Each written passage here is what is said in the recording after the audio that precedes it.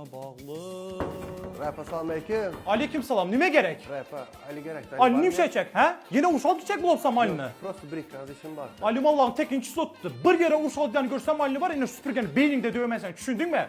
Ali Makara böyle bir de deydi dostun sen çağır otan. Aynen. O sen geldin Başak. Dur gel oturma. İşin oynan aylarını görmen ikiyem gözün oyaman. Yine maske etmezsenize şöyle gepleşecek bu oturtma. Nattır işte. Nerede bir deydi dostları var bolsa şunu tabanlar. Çok garok nime buldu Başak?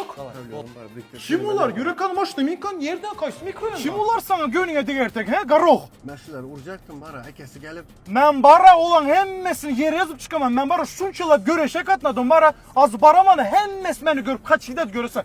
Bunlar kim rahat? Şular mı ya? Bu şkafa ben bula bile nimesle uğraşayım ben. Sen kellen yerin değil mi? Sen dostum mu Ben sonu? taksist bak. Dostum mu? Ben Böyle gel, böyle. Sen yaşırdan ey. Bak gümünü çek patinken alay. Samsık. Beni getir doğamı.